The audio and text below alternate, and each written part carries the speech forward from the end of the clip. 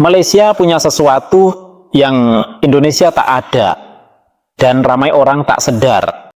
Hari ini kita bongkar kelebihan tersembunyi rakyat Malaysia yang buat negara jiran kita pandang dengan kagum. Bukan pasal ekonomi, bukan pasal pembangunan. Ini pasal manusia itu sendiri. Tapi sebelum itu, kalau korang rasa video ini bermanfaat, tekan je butang like. Sebab algoritma YouTube ni macam traffic jam kat Federal Highway. Kadang-kadang smooth, kadang-kadang stuck. Tolong push sikit video ni supaya lebih ramai dapat tengok. Share dengan member korang yang selalu compare Malaysia dengan negara lain tapi tak pernah hargai apa yang kita ada. Assalamualaikum. Jom kita start dengan satu fakta yang mungkin korang tak pernah fikir. Malaysia ada 33 juta penduduk. Indonesia 275 juta. Tapi dalam pelbagai bidang profesional, kemahiran rakyat Malaysia sering dipilih berbanding jiran kita. Kenapa? Jawabannya ada dalam sistem yang kita ambil mudah tiap hari. Coba korang fikir balik zaman sekolah. Ingat tak masa PMR, SPM? Korang mungkin menyampah. Exam banyak. Stres. Tapi sistem pendidikan Malaysia walaupun ada kelemahan, berjaya buat satu benda yang sangat penting. Dia standardize kemahiran asas seluruh rakyat. Bandingkan dengan Indonesia. Kat sana, jurang pendidikan antara bandar dengan kampung sangat besar. Jakarta dengan Sumatera, beza langit dengan bumi. Tapi, kat Malaysia, budak dari Kota Baru boleh compete dengan budak dari Kuala Lumpur. Sebab apa? Sebab sistem pendidikan kita, walaupun tak perfect, tapi merata. Setiap tahun, lebih 400.000 pelajar Malaysia duduk SPM. Bayangkan, format sama, standar sama, dari Perlis sampai Johor. Ini bukan main-main. Ini create baseline yang kuat. Dan ini bawa kita kepada kelebihan pertama yang serius. Rakyat Malaysia ada kemahiran berbahasa yang Indonesia cemburu. Jangan pandang rendah benda ni. Korang pergi mana-mana negara, tanya orang Indonesia atau ke orang Malaysia cakap English. Rata-rata kita lagi confident, kita lagi fluent. Kenapa? Sebab dari darjah satu lagi, bahasa Inggris jadi subjek wajib. Bukan setakat nak lulus, tapi nak paham. SPM English paper korang ingat senang.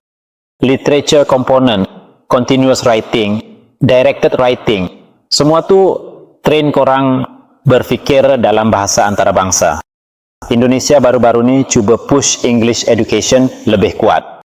Tapi kita dah start bertahun-tahun lebih awal. Dan hasilnya, tengok je berapa ramai Malaysian kerja kat Singapore, Australia, UK. Bukan sebab laki. Sebab kita boleh communicate. Tapi tunggu dulu. Bahasa Inggeris je ke? Tidak. Malaysia punya satu advantage yang susah nak replicate. Kita naturally multilingual. Korang boleh cakap Melayu, English, sikit-sikit Mandarin, sikit-sikit Tamil. Pergi mamak, korang automatic switch bahasa tengah order roti canai. Ini bukan sekadar code switching. Ini cultural intelligence. Ramai Malaysian tak sedar yang kemahiran ini sangat bernilai. Dalam dunia global sekarang, company cari orang yang boleh navigate different cultures. Dan kita buat benda tu setiap hari tanpa fikir panjang. Indonesia lebih homogeneous dari segi bahasa. Bahasa Indonesia dominan. Dialek-dialek tempatan makin pudar. Tapi Malaysia, kita preserve dan kita integrate. Ini buat kita adaptable. Sekarang mari kita masuk lebih dalam.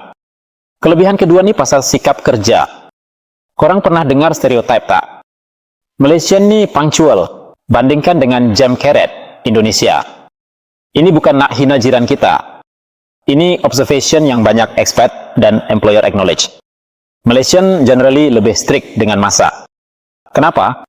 Sebab infrastruktur dan sistem kita, train kita macam tu. LRT korang naik pagi-pagi, kalau lambat 5 minit je korang dah tertinggal. Kerja start pukul 9, punch card pukul 9.05, kena mark lewat. Sistem ni enforce disiplin tanpa kita sedar. Indonesia dengan saiz negara yang huge, infrastruktur challenge besar. Jakarta infamous dengan traffic. Orang dah biasa lambat sebab stuck dalam jam. Tapi Malaysia lebih compact. Penang ke KL, 3 jam je drive.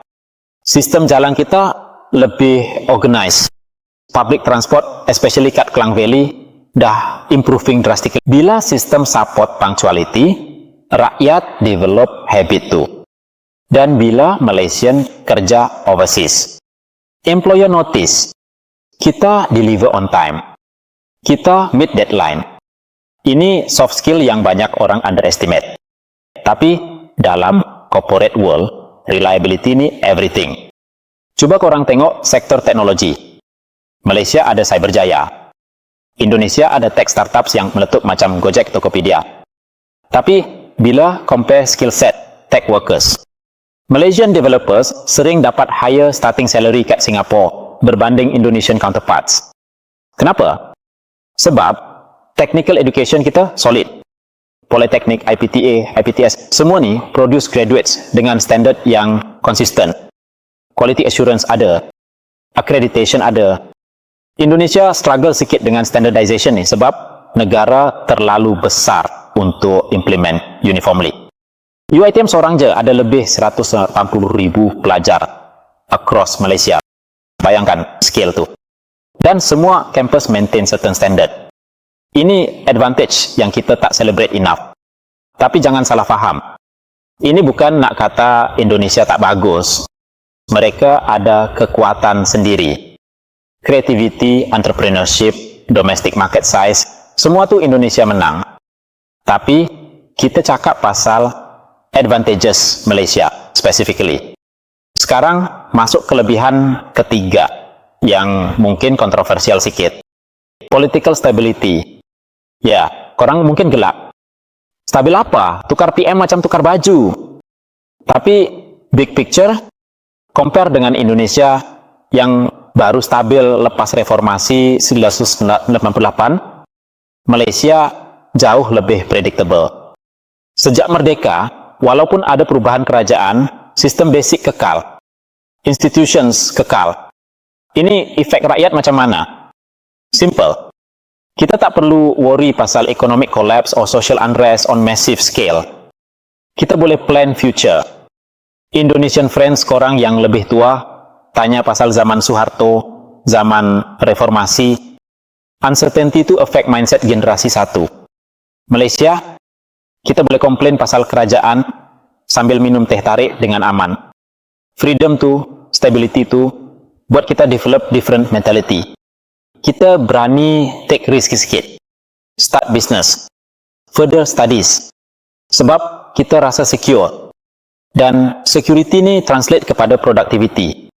Masa korang tak spend worry pasal basic safety and governance, korang boleh fokus kat self-improvement. Cat career. Cat family. Indonesia sekarang dah better. Yes. Tapi foundation yang Malaysia build sejak 60 tahun lepas bagi kita head start. Okay, sekarang kita talk pasal benda yang jarang orang sentuh. Healthcare accessibility. Korang pergi klinik kesihatan, bayar sebus. Hospital kerajaan, heavily subsidized. Sistem ni ada kat Indonesia juga, tapi scale dan efisiensi berbeza. Malaysia healthcare system ranked antara best di Asia. Bukan main-main statement tu. Rakyat Malaysia lebih sehat generally, sebab akses kepada healthcare lebih mudah. Klinik swasta pun affordable berbanding banyak negara. Ini mean productivity tinggi. Sick days kurang. Life expectancy kita 76 tahun. Indonesia 72 tahun. 4 tahun tu big difference. Bila population sehat, ekonomi benefit. Simple logic, tapi impact huge. Dan kesihatan ni connect dengan kelebihan seterusnya. nutrition and food security. Malaysia produce 70% food kita sendiri. Rice import ada, tapi kita tak heavily dependent.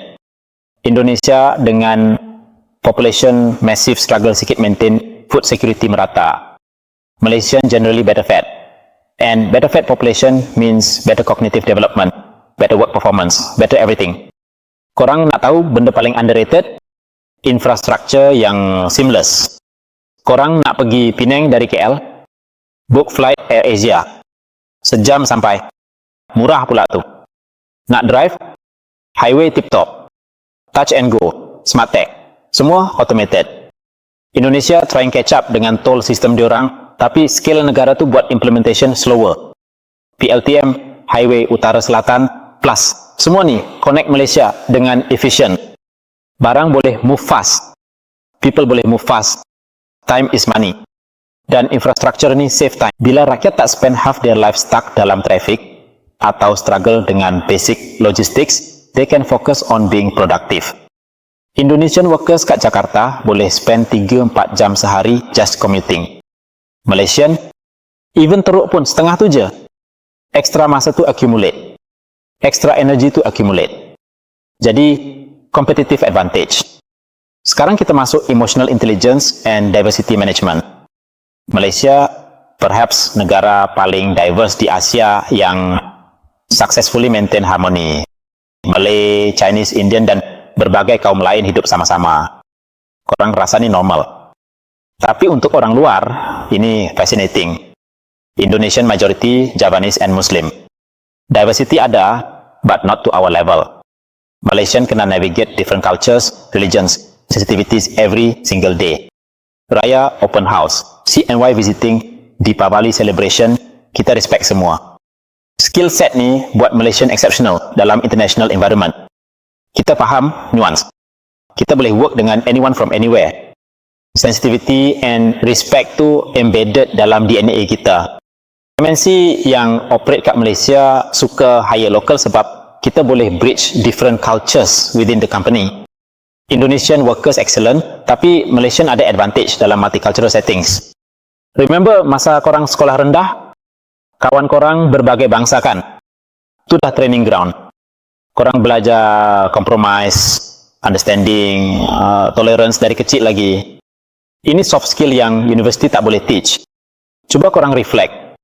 Berapa kali korang automatic adjust communication style depending on siapa depan korang? Cakap dengan makcik Melayu, tone lain. Cakap atau dengan uncle Cina, style lain.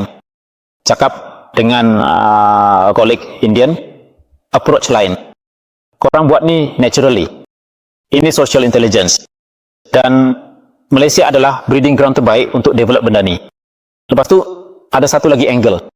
Exposure kepada global standards awal. Malaysia open economy, MNC bertaburan. Intel, Motorola, Dell, Western Digital, semua ada di manufacturing ataupun AMP di kat Malaysia. Fresh graduate kerja dengan company ni, automatic kena follow international standards. ISO, Six Sigma, Global Best Practices, semua tu jadi second nature. Indonesia pun ada MNC, tapi concentration tak sehebat Malaysia, especially dalam high-tech manufacturing. Malaysian workers get trained by global leaders. Skill transfer tu massive. Lepas beberapa tahun, Malaysian workers ni boleh apply skill kat mana-mana. Dah biasa dengan SOP standard dunia. Ini buat kita valuable kat job market global. Dan satu lagi benda yang Indonesia sendiri acknowledge, Malaysian professionalism. Bukan stereotype. Banyak Indonesian employers prefer hire Malaysian managers or consultants sebab approach kita more structured. Kita follow proses. Documentation kita proper. Meeting kita start on time dengan agenda clear. Ini bukan genetik. Ini hasil daripada ekosistem yang kita grow up in. Sistem educate kita, workplace train kita, society condition kita. Sekarang bahagian penting. Kenapa kita kena hargai advantages ni? Sebab mudah sangat kita ambil granted. Korang komplain pasal Malaysia every day. Traffic teruk. Politician bodoh. Harga barang naik. Valid complaints semua tu. Tapi big picture kita ada foundation yang kuat. Compare dengan negara yang struggle dengan basic education, basic infrastructure, basic stability. Kita dah ada semua tu. Sekarang kita boleh fokus on leveling up. Indonesian economy growing faster than US recent years. Betul. Population dividend diorang massive. Domestic market huge. Tapi quality human capital, Malaysia still ahead dalam many aspects. Dan kalau kita maintain and improve apa yang kita ada, kita akan stay competitive. Jangan pandang rendah diri sendiri. Jangan underestimate value korang as Malaysian. Bila korang apply kerja overseas, korang bawa semua advantages ni. Multilingual, adaptable, professional, discipline, culturally intelligent. Companies across Asia Tenggara tahu Malaysian workers ni reliable. Singapore heavily depend on Malaysian talent. Middle East suka hire Malaysian professionals. Australia, UK, berapa ribu Malaysian contribute kat negara diorang? Kita ada brain drain issue, yes. Tapi why orang luar nak Malaysian brain? Sebab quality tu ada. Indonesia ada kekuatan sendiri. Diorang punya market, creativity, emerging tech scene, impressive. Tapi bila compare skill set, work ethic, multilingual capability, multicultural sensitivity, Malaysian ada edge. Dan edge ni bukan sebab kita superior sebagai race or whatever. Edge ni sebab systematic advantages yang build up over decades. Policy, infrastructure, education, exposure, semua ni accumulate jadi competitive advantage. Korang yang tengah study sekarang, yang tengah kerja sekarang, korang adalah product of system ni. Korang ada advantages yang ramai orang kat negara lain tak ada. Jadi guna advantages tu. Maximize potential korang. Jangan spend masa complain je. Acknowledge apa yang kita ada. Then push further. Malaysia boleh jadi better. Kita ada banyak lagi nak improve. Corruption, inequality, political drama, semua ni real issues. Tapi foundation kita solid. Human capital kita quality. Rakyat Malaysia ada kelebihan tersembunyi yang kadang-kadang kita sendiri tak nampak. Multibahasa, multicultural, well-educated, disciplined, exposed to global standards. Semua ni buat kita valuable. Jiran kita, Indonesia, respect Malaysia dalam banyak aspek. Diorang tahu kita ada advantages certain areas. Sama macam kita respect diorang dalam area yang diorang excel. Jadi next time korang rasa down pasal Malaysia, remember video ni. Korang ada advantages yang ramai orang struggle nak dapat. Guna advantages tu, hargai advantages tu, dan tolong push Malaysia ke tahap yang lebih tinggi lagi. Kalau video ni buka mata korang sikit pasal kelebihan kita sebagai rakyat Malaysia, tekan like. Subscribe untuk konten lagi pasal Malaysia yang korang tak pernah fikir. Drop komen apa kelebihan lain korang rasa Malaysian ada. Kita ada banyak benda nak improve. Tapi kita juga ada banyak benda nak celebrate. Jangan lupa tu. Malaysia ada kekuatan. Dan kekuatan terbesar kita adalah rakyat itu sendiri. Hargai diri korang. Hargai negara korang. Lepas tu buat Malaysia lagi hebat.